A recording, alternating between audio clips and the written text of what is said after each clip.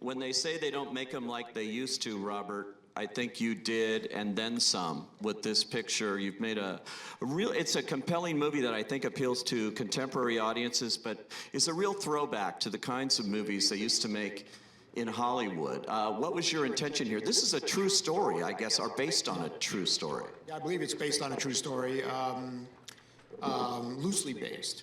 No, my intention was just, I was just inspired by the screenplay. I read the screenplay, Stephen Knight's, beautiful screenplay, and, that's what, the sort of the style of the movie just was inspired by that. It came off the page. It's in Casablanca. It's got all those exotic locations, London during the war. It's very difficult to recreate that. You can't really find those kind of locations. How did you shoot this? Well, it's we have the wonderful digital tools now, so we can create set extensions and sand dunes and all that stuff digitally now. So that's how we did most of it.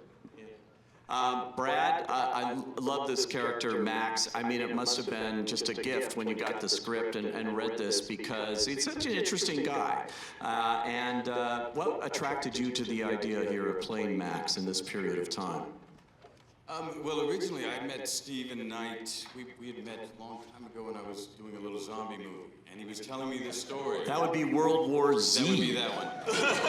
And he was telling me this story that had been passed down in his family, and he was going to write this thing. So it's something I stayed close with, and paid attention to. We stayed in communication about, and he put the script together. Him and with Graham King supporting him, put the script together relatively quickly. And before I knew it, Mr. Zemeckis was on board, and I want to say something about how this film was shot, because the real fun for us, I mean, usually it's trucks going to locations, but this, because of the style and temperature of the film, and Bob's, was at the forefront of technology. We shot this it was like a throwback to the old 40s films where you see people in cars and you see the rear screen and they're just sitting on a set doing this. It was actually a lot of that done in the soundstage and seamlessly blended, and that was a really fun experience for us to do, and I don't think it lent itself to this story particularly well, and I don't think we would have got to do that without Bob at the forefront of this. I actually had no idea when I was watching it that it was mostly shot on a soundstage. The outside sequences and everything, the rain, all of that. It looks so authentic. I mean, it really is amazing what you can do today. Some of those old 40s movies you're referring to, you can tell they were shot on the back lot somewhere, Warner Brothers. Not this one. Yeah, the trick was to make it feel like we were making a 40s movie, but make it look completely photoreal, using today's technology. So what was it like getting to work with Marion Cotillard, who I just told you, I mean,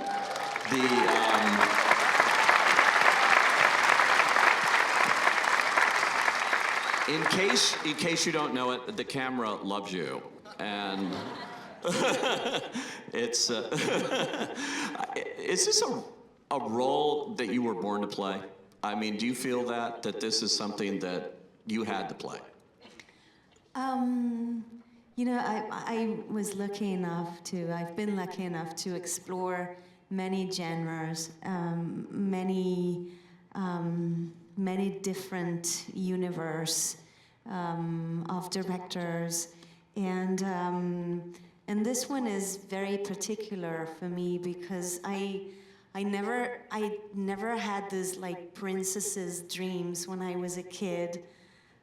I really wanted to be an actress, but this is kind of my princess dream as a kid coming true, because I was dreaming in front of those old movies. I was a big fan of Audrey Hepburn and Greta Garbo and all the glamour of this era. I can absolutely see that, and I would throw in the name Ingrid Bergman too, into that mix.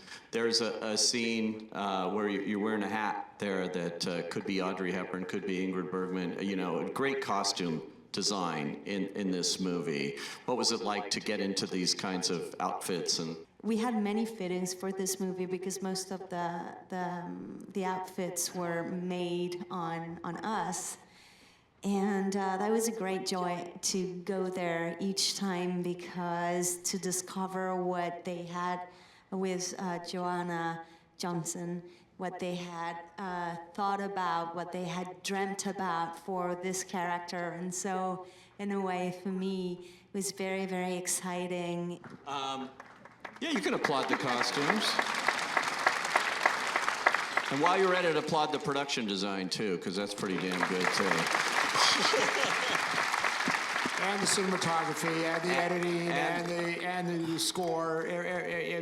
You know, I had an amazing team of our longtime collaborators, and they did a fantastic job. You've worked with the same people for a long time now. You have your own little group here that, and you obviously are comfortable with that, and it's worked out. When you have a shorthand with your key, your key artists that you're working with, it just is great because we kind of know what we're thinking, and things move a lot more efficiently, and we do stuff that I think is always striving to be inspired. I gotta now, Marianne. Everyone knows you're French. You know you're French. You speak French. We believed you speaking French. Brad, I never knew you could speak French that well. My French Can was you? smoking. Admit it. It was perfect. But it was a very particular. It's a very particular kind of accent and kind of, you're a Canadian in this, and so you're speaking like out of Quebec, basically, a kind of Quebec French here, right? Exactly. Okay. So.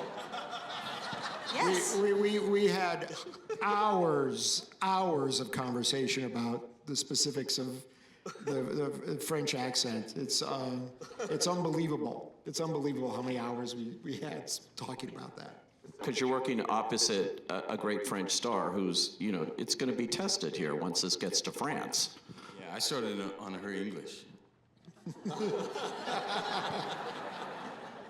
I'm just saying. Okay. Talk about the supporting cast here. This is beautifully cast down the line here. Jared Harris. Jared, yeah. How'd you put the cast together here? Just the tried and true process of collecting ideas for people, working closely with Nina Gold, who was our casting director, and us collaborating, throwing ideas, and it's just that process of being inspired by the screenplay, and then the actor comes in, and then a lot of times you meet them and you just know that they're right, and sometimes they read, and that works for you too, and it's just that process. Lizzie Kaplan. Lizzie was Kaplan, terrific. yeah. in She's this, too. fantastic. Yeah. What kind of research do you have to do, though, to play these kinds of characters? Did you do any special research into this, since there was an element of truth to what you were doing here? Because the film was a throwback, that there was a, with this romantic thriller aspect to it. I guess I'm trying to say it felt more fantasy than reality, and I mean that in a good way, in a nice way. That so the approach was more really going on the ride, and it was about the execution of it all, which was completely foreign to the way we usually make films, and less about, I guess, the preparation I've had to do on other characters. What about for you, Marianne, in playing her? She's a heartbreaking character, particularly when you get to the end. It's a movie you don't want to know too much about before you go to see, because there's so many twists and turns. You only want to know the basics, but when you're playing this French Resistance person who may be something else.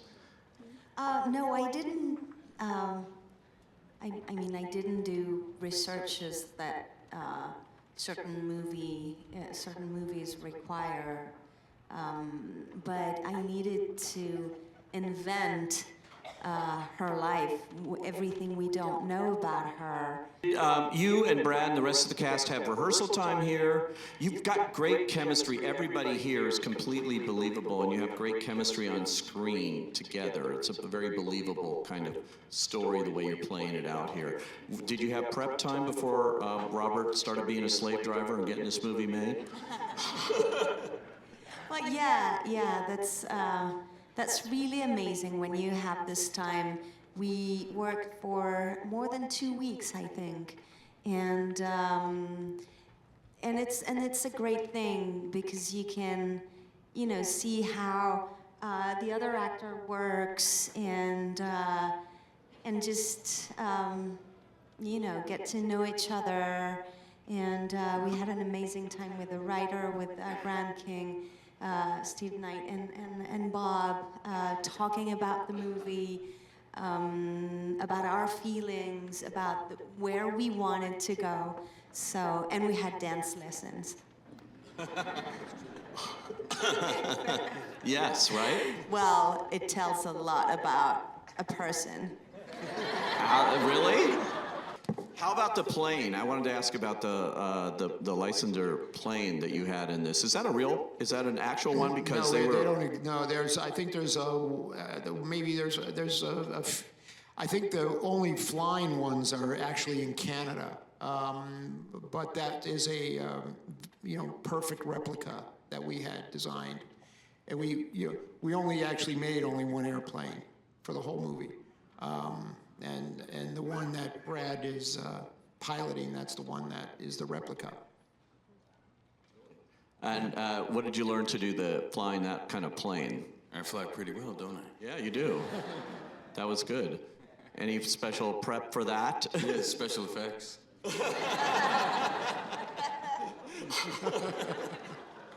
All roads lead back to special effects They here. do. It's all Could illusion. you turn the fan it's on? all illusion. Yeah. That's all.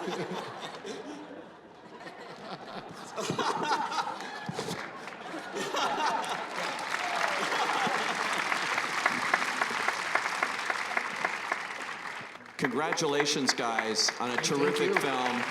And it opens November 23rd, right? November 23rd.